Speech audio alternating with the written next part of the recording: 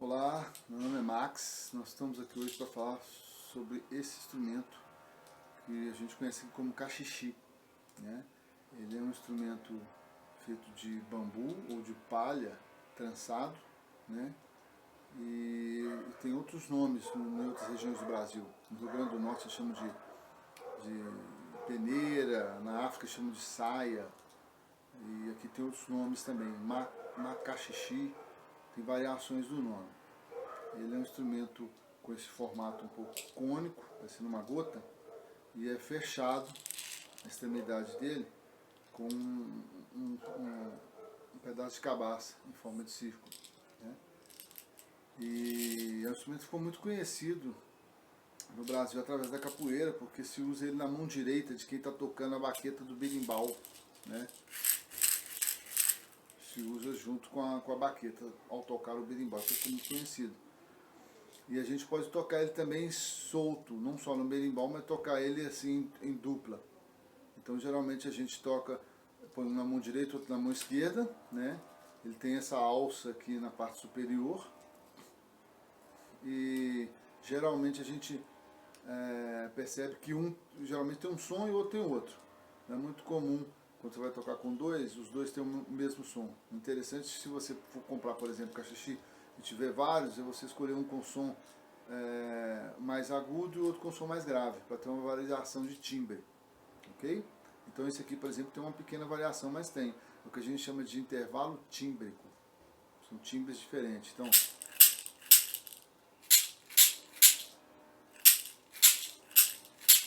esses têm sons diferentes. Geralmente a gente pega ele, no caso desse que é pequeno, assim, né, com a ponta dos dedos, para ele poder sair o som dele, não abafar o som. Agora ele tem de tamanhos diferentes, tá? Ele vai desde o tamanho de um chaveirozinho pequeno até o tamanho de um balaio. Eu tenho até um aqui maiorzinho, ó, a diferença.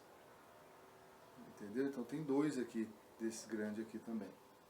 Então ele tem tamanhos diferentes. A princípio a gente trabalha com os mais leves, que é mais fácil de manusear, ok? Então geralmente a gente trabalha o som vertical, que é o mais comum, né?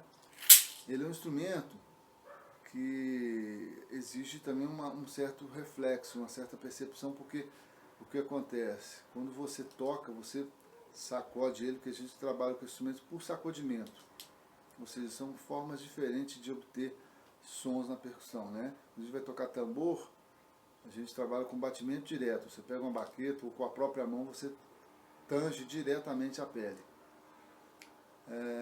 Quando você vai trabalhar com a família dos chocalhos, é um movimento indireto, ou seja, aqui dentro tem sementes, ou tem casos que eles colocam esferinhas de metal, ou arroz, né? Então, ou areia. Então varia muito de região para região, e isso vai inferir no timbre, né? Então o que acontece? A ação sonora ela está interna, né? Então o domínio que você tem dela é indireto. Por isso é importante perceber que tem que se fazer muito exercício para achar uma precisão, né? Então geralmente, por exemplo, no samba a gente tem um instrumento que a gente chama ganzá, que é um só. Vou simular ele aqui. Então a gente usa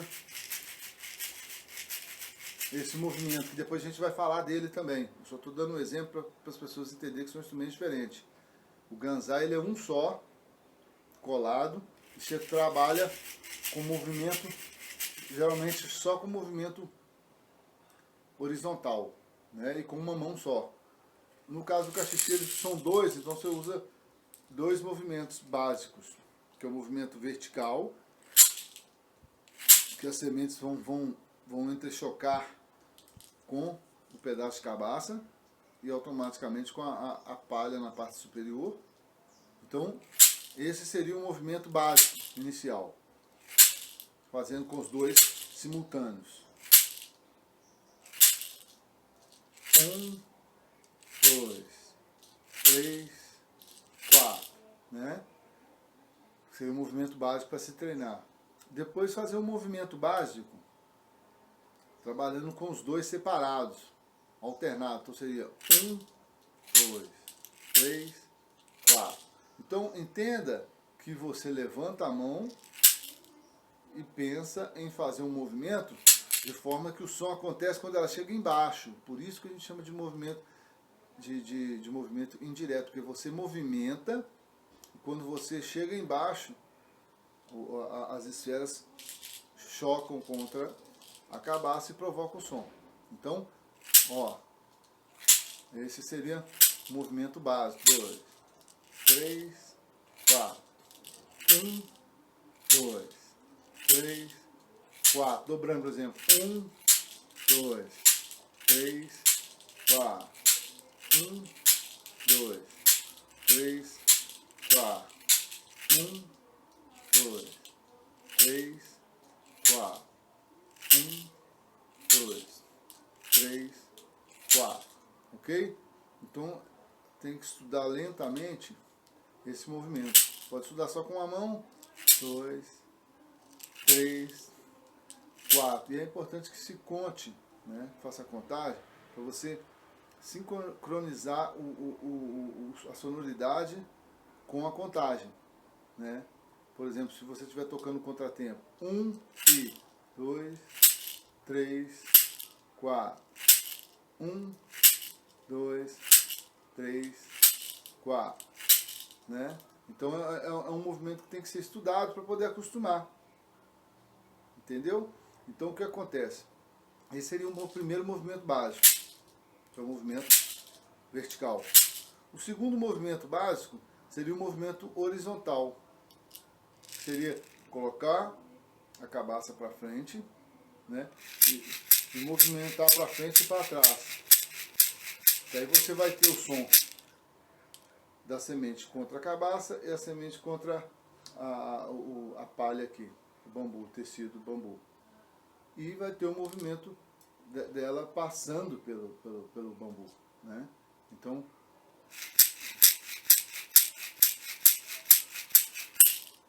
dois, 3, 4, 1, 2, 3, 4, 1, 2, 3, 4. Ok? Então, movimento básico. Primeiro,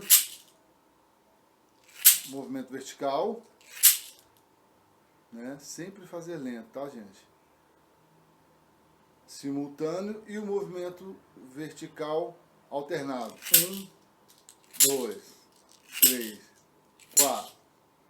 E o segundo movimento seria o movimento horizontal, colocando a cabaça para frente. 1, 2, 3, 4. 1, 2, 3, 4. Ok? Então, a princípio, hoje nós vamos ficar com esses dois movimentos.